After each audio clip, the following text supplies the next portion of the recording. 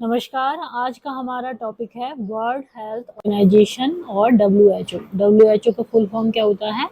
World Health Organization, the United Nations specialised agency for health.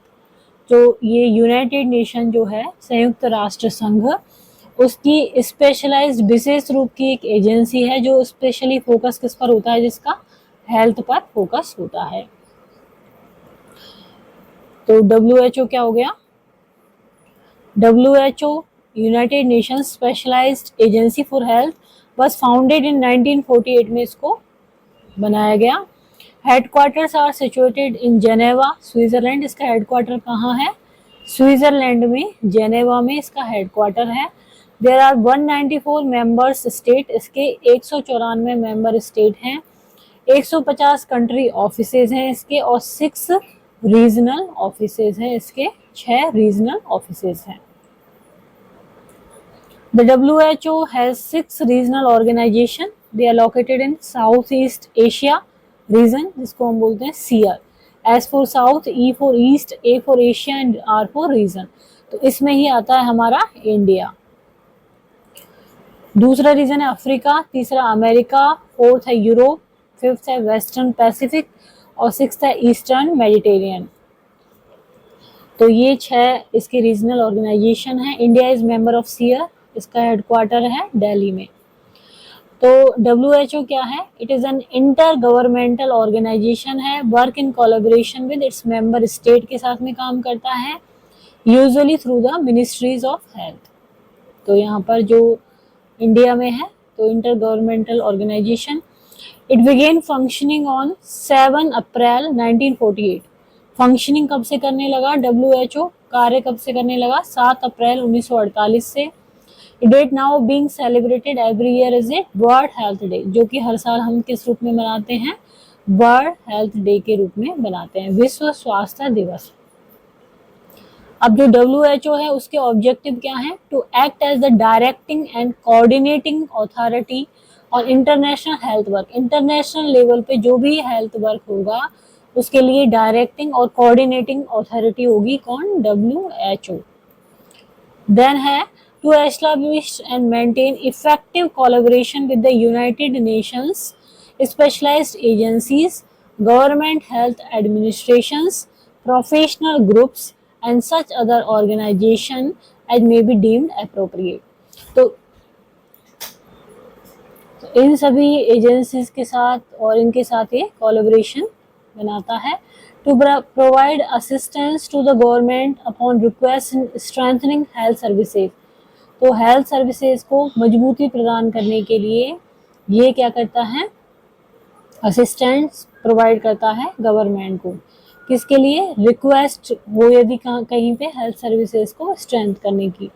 Then to promote cooperation among scientific and professional group which contribute to advancement of health. जो भी professional group हैं या scientific group हैं जो कि health के advancement की तरफ बढ़ रहे हैं, उनको कॉपरेशन के लिए प्रमोट करना। डब्ल्यूएचओ ऐसा ऑर्गेनाइजेशन है जो बिलीव करता है immunisation which prevent the 6 major communicable disease of childhood, जैसे कि diphtheria, measles, poliomyelitis, tetanus, tuberculosis and whooping cough. तो ये सारी वैक्सीनेशन सभी बच्चों को हो और इस पे ध्यान देता है। WHO is leading a world wide campaign to provide effective immunisation for all children in cooperation with the United Nations Children's Fund, UNICEF, WHO and India। तो उनके साथ में वर्ल्ड वाइड कैंपेन करता है। India become a party to the WHO on 12 January 1948 से India party है किसके साथ? WHO के भाग है एक तरह से। 1967 में WHO ने लॉन्च किया the intensified smallpox eradication programme with coordinated effort by Indian government के साथ मिलके with the World Health Organization. Smallpox was eradicate हो गया कब? 1977 में उन्मूलन हो गया स्मॉल पॉक्स का।